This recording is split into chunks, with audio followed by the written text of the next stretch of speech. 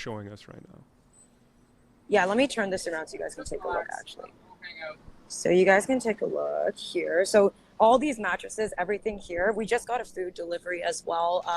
And this is literally people in the community just dropping in at all times, like through the evening, afternoons, just to drop off food. Something super Canadian y'all should look at. Like we got some Tim Hortons out here, obviously. Tim Hortons. I love it. I love Yeah, it. we had to do it. And, it's a lot of political leaders have also come out here to basically ask for the same thing that these students need, which is ending these deportations. So yeah, here's a little look at one of the tents. This is one of many. And again, usually hundreds of people come out at night, have really good conversations with a lot of these students. One of the students here has actually been here for 2 weeks straight. And we'll get to talk to also another student who his deportation day was supposed to be today, but the students are like, no, fought back. And this student who was supposed to be deported today actually got his deportation postponed. Again, not a full win, and they're not going to leave, they say, until they get everyone's deportation taken off. Yes. Yeah. Oh, our turban is matching today, Lovepreet. Look at that. Oh yeah, you have matching turbans today. Yes. Yeah, a lot of the students were telling me, you were saying this, there is a higher rate of suicide among these students, and it's very real. And I think the community has shown up to give so many things. Yes. Oh, including lawyers, right? Can you talk about the lawyers that come in that help people? Yes, there are many lawyers, but every single student has their own lawyer. They have already spent thousands of dollars, their hard-earned money, on the lawyers. Some students has to borrow money from their parents, which is so embarrassing. Like at this point of time, when you grown up, this is embarrassing for a person like a student to borrow money from their parents at this point of time, where we have to take care of them. And this is to be very honest, in my personal opinion, this is very, very, very heartbreaking. But still, I thank God my parents are still supporting me, and they're still saying, we will support you till end. But I don't feel good, because I wanted to do something for my parents, for myself, for my community, but my whole energy is now putting here in the protests. Yeah. And on, Man, oh no, go ahead, Samir. I was gonna say on that too. Would you be able to talk about a little bit more what it feels like to have? Because the thing is, you've already gone to school. You've done all these years at school, put in all this sacrifice, and then once that is over, to then be told, okay, thank you for everything, you have to leave. Like, that's devastating, right? Can you just talk a little bit more about that Yes. sacrifice that you've put in for what now, to be told you have to leave? To be very honest, that sacrifice cannot be explained in words, and it's like a whole life investment. So we want to build our future better. We want to build this country better, because to be very honest, I just want to say this: these students are graduate students. These students are educated students. So and at the same time, Canada is saying they need immigration.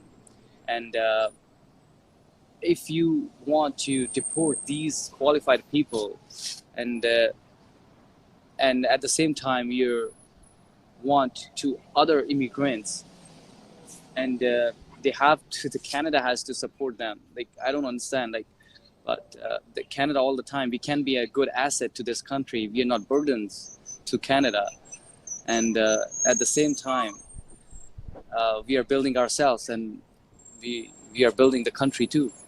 We are building a good society. That's a really good point, Lovepreet. I mean, from where you come, your English is amazing. Of course, you've been in Canada for a while, but I imagine students like you and those that were able to make it to Canada, you guys were like the top of your class back in India. But when you come to Canada, the way you're treated by the system is as if you're not worth much. I mean, Yes. what do you make of all of this? I mean, there's so many people. I know this because I hear it from the Punjabi community, but it's almost like everyone back in India sees a better life in Canada. But when you come here, how is the reality, like different from, I guess, what you were maybe told or promised or had dreamed of when you were younger? Yes, that's the question I would like to answer. So it's like a Canadian dream. The back home people think that Canada is like a heaven, but to some extent, this is true. But you have to work hard for that. You have to work hard for that. You have to be enough qualified if you want to become a good life. Canada give you a platform. To be very honest, I love Canada. I love Canadian system. We are fighting just to some issues. Like no country is perfect, so we are fighting for some issues. But majority of the system is good if you compare to other countries. And this country gives you a platform to the students like me to build a life, a good life. So I believe that a student, if I got an opportunity, I can build my life from zero to infinite. There's no limit. We can build a very good life here, and we can contribute to Canada too. So If you don't from regret last coming to Canada? You sound so optimistic. But after everything you've been through, No. you don't regret this? To be very honest, this is the fault of the system. To be very honest, like this is the fault of the system. To have to understand that the laws, the laws are not perfect. The laws, we have to. There must be a change in the laws after a while, and maybe you need some kind of changes or amendments in, because this kind of news, this kind of scam never came in front. Yeah. So now it's here. So the government, I would say the government, the students, the community, the media, we have to come together and work as a team to find a solution. So don't blame each other. Let's not blame each other. So come as a team. We have to work as a team. So we have to find a way in which the students, the innocent students like me, will not suffer. So they have to go behind the culprit. Yeah, I just want to add to your point. This is what they're doing is unprecedented. If this gets overturned, it opens so many doors for people of all different countries, other international students that won't have to deal with this stuff, which they are facing. Maybe some migrant farm workers from Mexico. We have a lot up here as well who basically try to apply to stay here and just get thrown back. So what they're doing, what they're standing for and sitting here for, and you're not getting paid while you're sitting here, you're not working, but it's a fight to change these laws. And it could be unprecedented if it does change, and it could change so many people's futures who basically have been given these kind of letters to just get out when they have done nothing wrong and when they've been scammed. And then add that, Canada's supposed to be really multicultural. They always say, oh, we're multicultural. That's a thing better than America at it. That's something that we love ourselves for and actually pride ourselves for, especially in Toronto or Brampton or whatever. And I just want to add, a lot of people are actually living in Brampton. You guys are here right now. But this is also the most severely underfunded, one of the biggest cities that's underfunded. And it's because there's a lot of, it's not because, but it's a racist policy that basically a lot of Punjabi communities here, they have one hospital to 1 million people. During COVID, most of them, this is the place that had the most deaths. These are the people that live in intergenerational families, that have international students, that also live with aunties, that live with grandparents. This area in general is underfunded. So yesterday, people donated stuff because it was flooded. Yes. On the floor. It's like this tent was flooded like a river, you can say, yesterday, because it was a big rainfall yesterday. Yeah. So the people came here, they step forward to help us. They bring the skids so they can give some height on the floor so that our mattress will not drown in the water. I have a question. Evie, you mentioned a really interesting point that, a lot of where these students are living are in parts of Canada that are severely under-resourced, that don't get the attention they need from the system. But Lovepreet, I mean, without too many specifics, could you just give us an idea of the students that are there, yourself, like what kind of jobs and what kind of contributions after coming to Canada, after paying so much money into the education system, what kind of work have you all done in Canada, especially throughout the pandemic, throughout these times that have been very, very difficult in the country? I mean, what is it that you guys have been doing to help build the Canadian economy? And yeah, I'm just curious to get a better understanding of what really, like, how important international students are to Canada. Yeah, you're right. So all the international students are each and every field. All the Tim Hardens, you can say, all the team, because doesn't matter how qualified you are. Even you have a PhD, if you enter in Canada, you have to start from zero. So I can't say that I have done engineering, I'm not going to work in a warehouse. So that's the starting point. You have to understand that everybody who came to Canada, they have to start from some point. So engineers who are coming to Canada to work at Tim Hortons under this current system? Yes. He has like a degree, an engineer. So yes, that's true. That's true. That's Wow. completely true. Even some of them, they have to drive Uber, they drive taxis. So this is something that, because to be very honest, I think the community from where I came from, they're very hardworking. Even some students, when they allowed to work, they even do double shift, 16 hours. Wow. 16 hours a day they work. So they don't care. So because they have their fresh energy, they want to utilize it. They're very hardworking. And at the same time, if you talk about the higher jobs, some students are so qualified, they can be a very good position, but I think there must be something so that Canada can utilize their real potential at exact place. So this can be another point we can raise. So because some students are so qualified, but they are working in warehouses and Tim Hortons, but they are qualified enough. They can contribute their energy, their intelligence, their knowledge in bigger industries. It can be in a IT field, like information technology. Now, since AI is coming, so a lot of international students know software engineering, software development, website development. They know coding. Yeah. So you can, if a hardcore coder is driving Uber, so Canada is not utilizing proper potential. Even to be very honest, I believe that Canada has bigger portion of international students who are so qualified. If Canada utilize them properly, we can beat America. Wow. They're American, so yeah, Beat we America. hope so. I But love the hold optimism. on. I want to ask a question here, Lovepreet. If I could ask you a question, man. So how long have you been in Canada now? I came here in 2017. Okay, so it's been 6 years at this point. Well, actually, Yeah. much more than that. Yeah. So I'm curious. Do you remember the moment when, if this happened, do you remember the moment when you started to feel Canadian? Was there a moment for you Yes. where you felt like I'm at home? Yes. Yeah. Tell me about that moment. I was feeling because I was so involved in the system.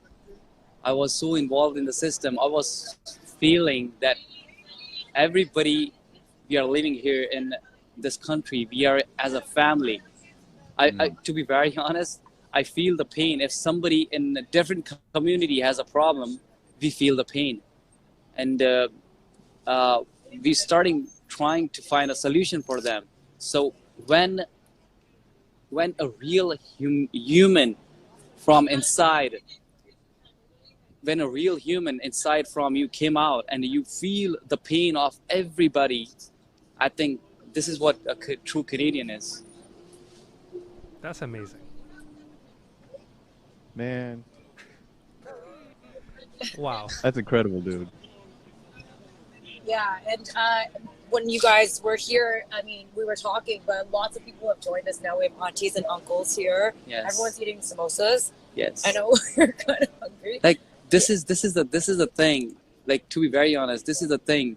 What our gurus told us. I think Angad can connect to me. This is what our gurus told us.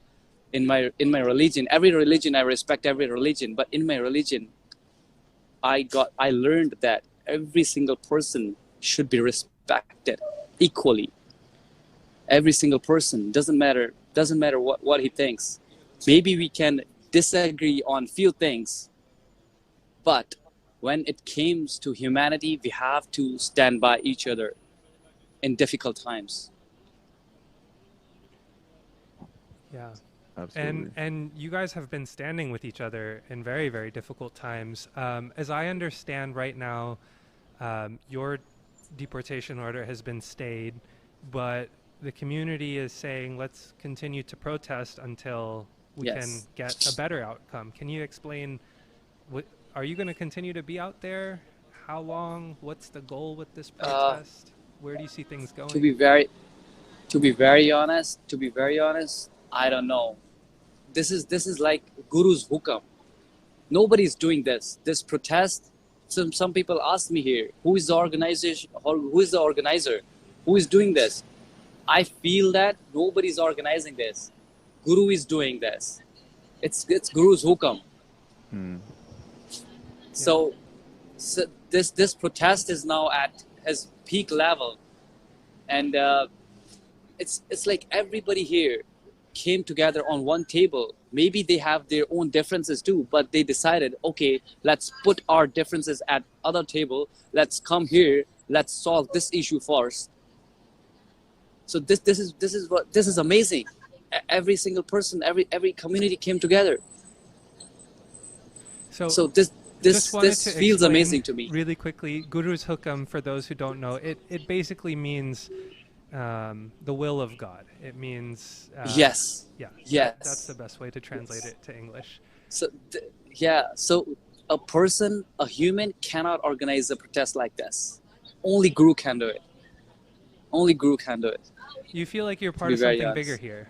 Yes, but I never thought of doing this. It's like a Yeah, a lot of the students here, they weren't thinking that they're gonna have a sit-in and protest. Yeah. I just wanted to let you know that we've got about a couple hundred viewers here in chat that have been watching this whole time you've been talking, and there's so many people that are just showing their okay. appreciation for your spirit, how your vibe, just everything about you. There are just so many people who are a fan of your energy and your grace through all of this, so I wanted to share that with you. And another thing, there is a bit of, I think there's folks want some clarification on just a little bit about this scam that got you, essentially. Can you kind of clarify, just give us a sense of like, how did this happen? At what point did you realize you were at risk for deportation?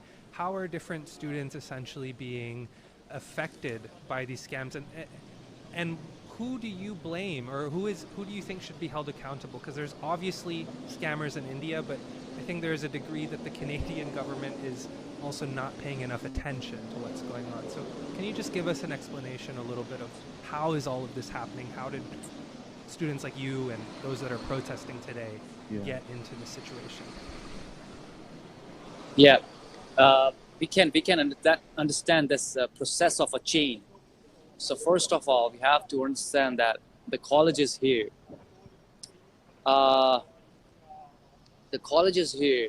they put a barrier between a student and the college.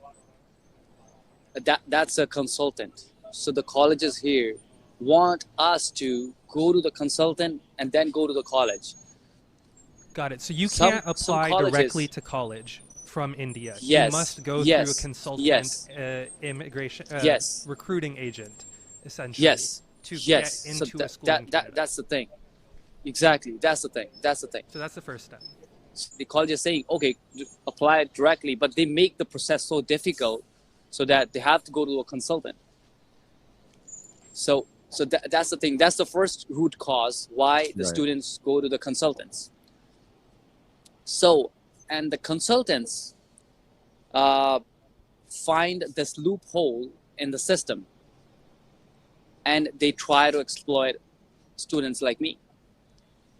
When they came, they got visa. When we got the visa, we got sure, we got confident enough. Everything is fine now. So we went to the immigration at back home Delhi airport. When we came to at Pearson airport, there are different levels of investigation. We went through all. We are assuming everything is fine. So when the student came here in Canada, that agent back home, he tried to manipulate the student. That don't go to this college, don't go to this college. Why? Because he gives so convincing reasons that there must be a semester got deferred, or there's a strike in the college, or the seats are full. So these are the so convincing reasons student got trusted the agent. So that's a trap.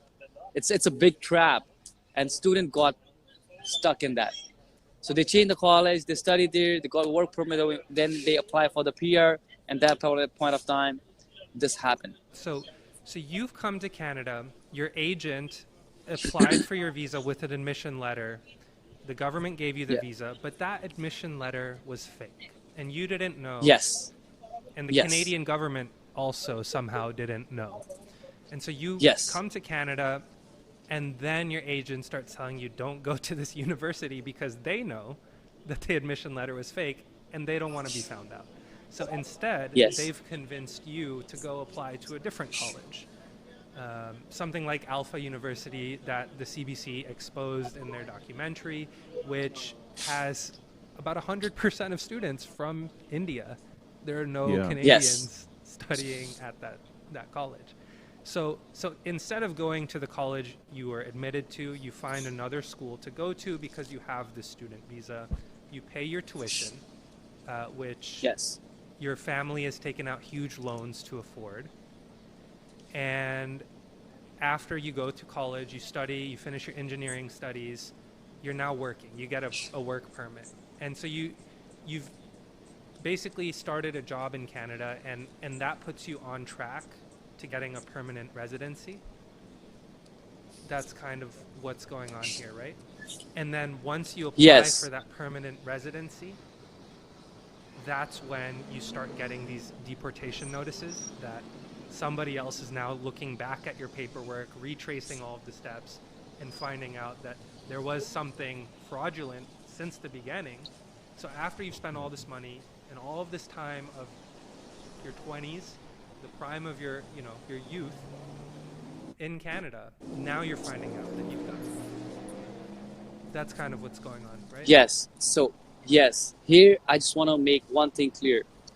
A lot of people are saying, they're saying, why they didn't go to the college as the first place. They have to go to the college. In few cases, students went to the college. Even in my case, I went to the college. Even my consultant told me, don't go to college. I went to the college. But what happened there, because at that point of time, nobody was aware what is really happening. So nobody can imagine this can happen and any student can come to Canada on fake offer letter. So they were saying they can't give me the admission, but the picture was not clear. They are not able to give me proper clarification what's wrong exactly. So I was trying to coordinate with them from 2 to 3 months. I didn't get proper answers. So I went to the main campus to their college. I emailed the dean directly. This is the situation. If you can't give me the admission, okay, give me my fees back. I will go to another college. At that point of time, the college involves the CBSA. They took 4 months to inform the CBSA because I was putting the pressure to the college. Give me my fees back. So they was thinking,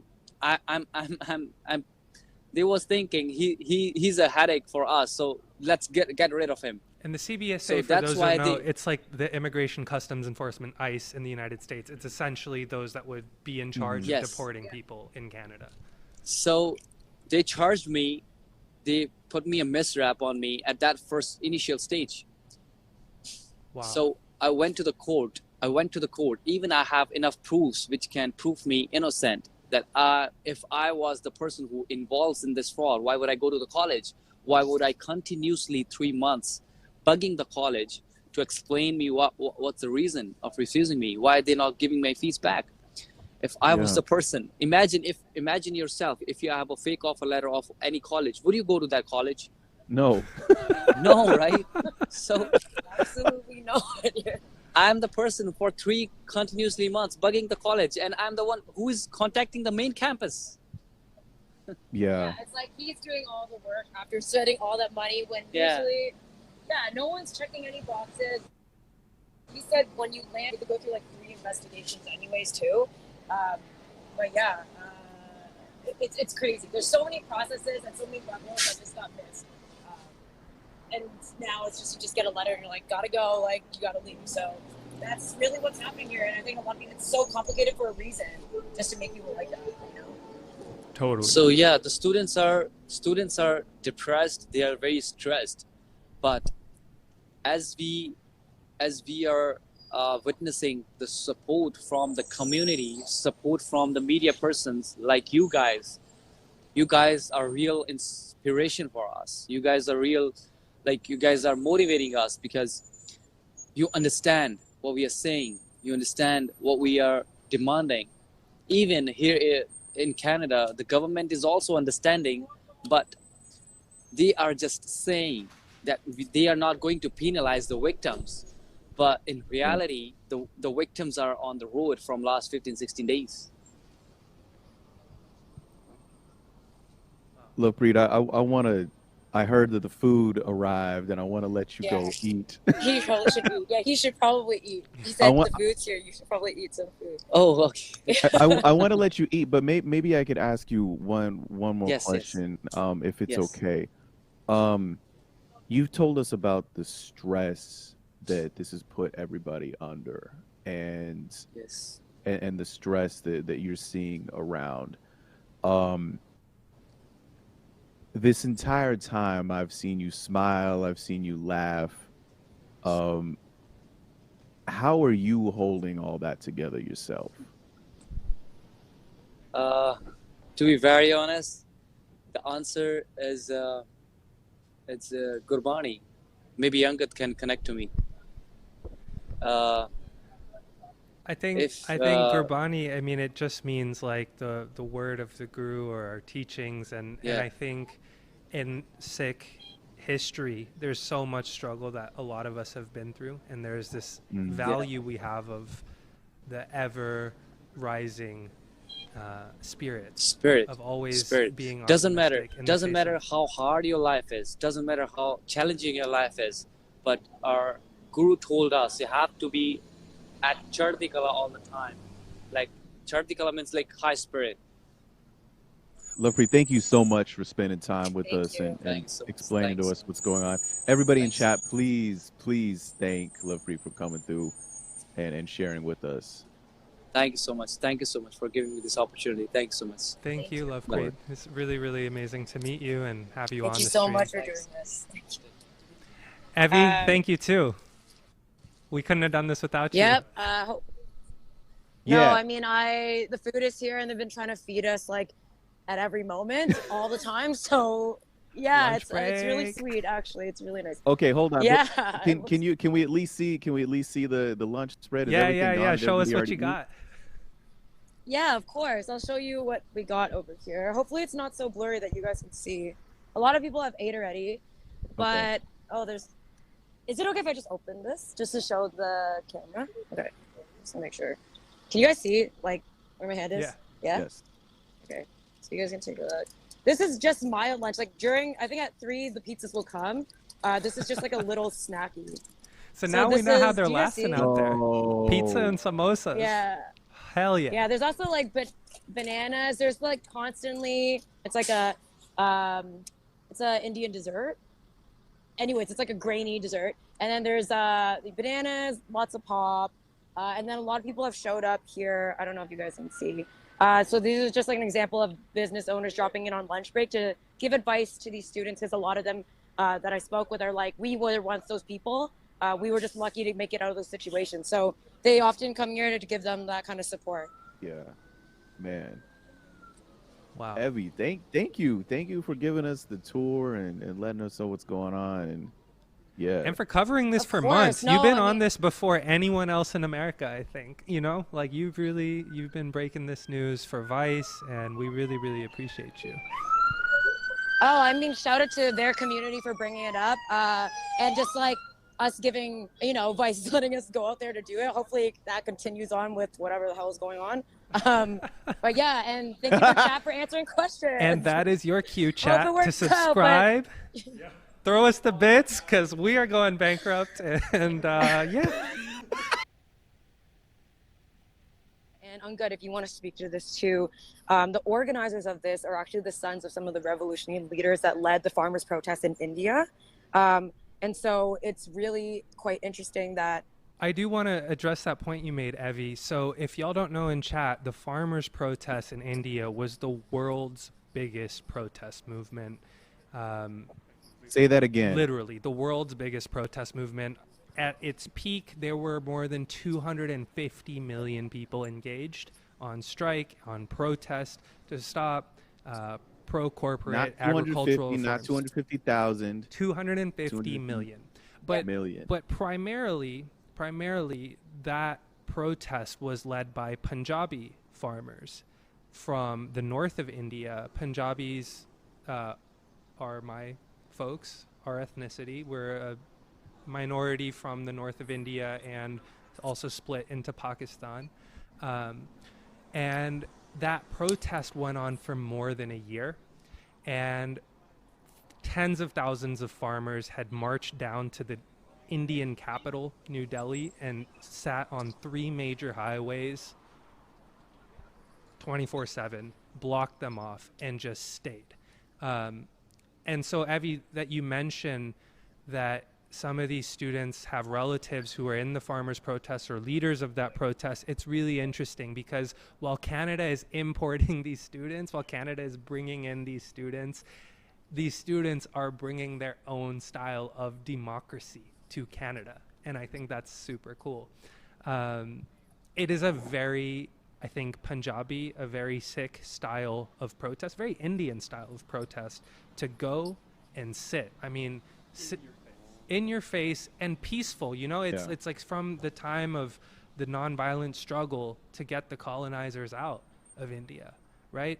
That's where these tactics originated in modern history. And of course, they've been there even prior to that. But most recently, we saw this in 2020, 2021 at the farmers' protests, and people just stayed. And they were able to stay because it is traditional Punjabi culture. It is in our people's spirit to not ever let someone go hungry, to be there for the community, to, if people are doing something, to come out there and support them in full.